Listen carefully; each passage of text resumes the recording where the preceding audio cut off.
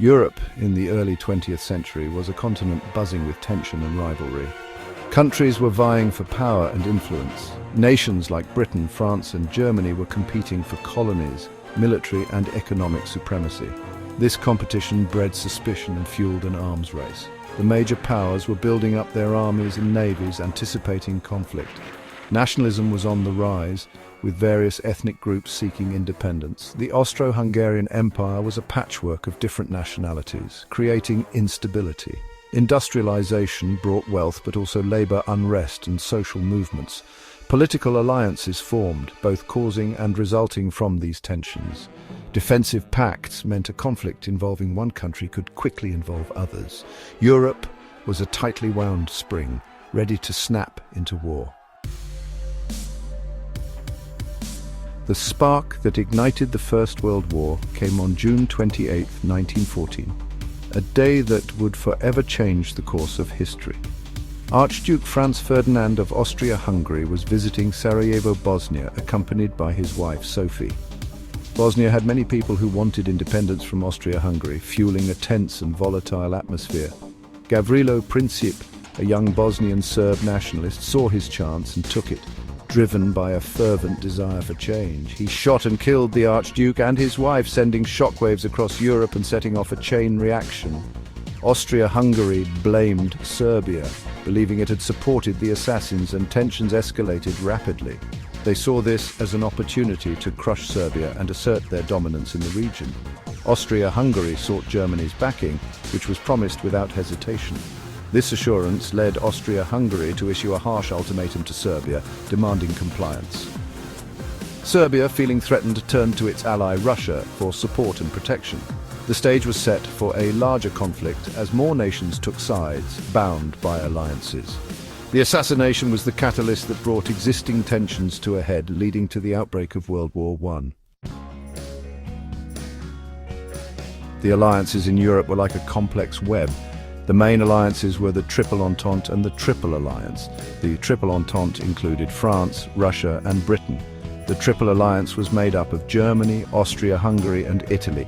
These alliances were supposed to provide security, but also meant a conflict could spread quickly. When Austria-Hungary acted against Serbia, the alliances stirred. Russia supported Serbia, bringing it into conflict with Austria-Hungary. Germany, allied with Austria-Hungary, stood against Russia. France, allied with Russia, prepared to support its friend. Britain, initially hesitant, was drawn in due to obligations to Belgium and France. These alliances turned a localized conflict into a world war. Military plans were already in place, making it difficult to stop once set in motion. With alliances activated, countries began to prepare for war. The intricate web of treaties and agreements meant that a conflict between two nations could quickly escalate into a full-scale war involving many countries. Mobilization meant getting soldiers ready, moving them to strategic locations and preparing equipment. It was a massive logistical effort that required coordination and speed. In 1914, mobilization was seen as an act of war.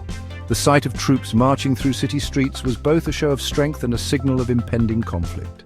Russia was the first to mobilize, aiming to defend Serbia. This move set off a chain reaction among the other major powers. Germany responded quickly, viewing Russian mobilization as a threat. They were determined to act swiftly to avoid being encircled by their enemies. The Germans had a plan called the Schlieffen Plan, designed for a quick victory by attacking France through Belgium. This strategy was meant to avoid a prolonged two-front war. France, aware of Germany's intentions, also began to mobilize. They prepared to defend their borders and support their allies. Britain pledged to defend Belgian neutrality, bringing it into the war. The British Expeditionary Force was quickly assembled and sent to the continent. Mobilization created a sense of inevitability. The sight of soldiers boarding trains and marching in unison made it clear that a major conflict was unavoidable. People felt that war was coming, whether they wanted it or not. The atmosphere was charged with a mix of anxiety and patriotism. Many believed the war would be short and victorious.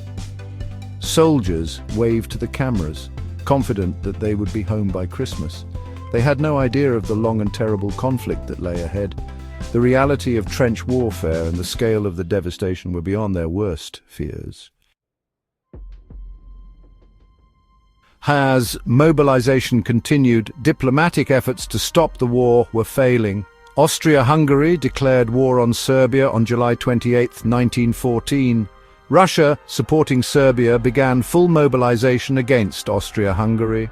Germany declared war on Russia on August 1, 1914, and on France 2 days later. Britain tried to mediate but was drawn into the conflict.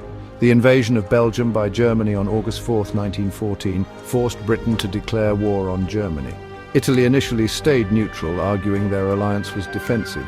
Italy later joined the war on the side of the Entente, lured by promises of territorial gains. Within weeks, Europe was engulfed in war. What began as a conflict between Austria-Hungary and Serbia quickly involved all the major powers. The declarations of war were formal announcements marking the point of no return. They signified the beginning of a conflict that would engulf the world. Austria-Hungary's declaration on Serbia was the first, setting off a chain reaction. It was followed by a series of declarations as alliances kicked in, binding countries to their promises of support. Germany's declaration of war on Russia triggered further declarations, escalating the conflict. France and Britain soon followed, honoring their commitments to their allies. These declarations were often accompanied by speeches and ceremonies to rally public support and boost morale. Patriotism surged as countries prepared for conflict, with citizens volunteering in droves. The declarations meant countries had to follow through on their military plans, mobilizing troops and resources. Leaders hoped for a quick war, believing it would be over by Christmas, but they were mistaken. They were wrong. The war dragged on for 4 long years with unimaginable suffering. The declarations of war marked the beginning of a new era, one defined by global conflict.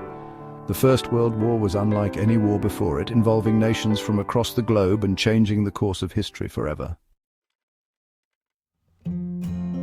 The First World War was the result of many factors. The assassination of Archduke Franz Ferdinand was the immediate spark. However, underlying tensions had been building for years. The political landscape of Europe was divided by rivalries and alliances. Nationalism and militarism added to the pressure. The system of alliances meant a conflict between two countries could quickly involve many others. Mobilization plans were ready, making it difficult to stop the slide to war. Once the declarations began, the war could not be avoided. The war that followed was devastating, reshaping borders and changing the way wars were fought. Understanding the causes of the First World War reminds us of the dangers of unchecked nationalism, alliances, and militarism.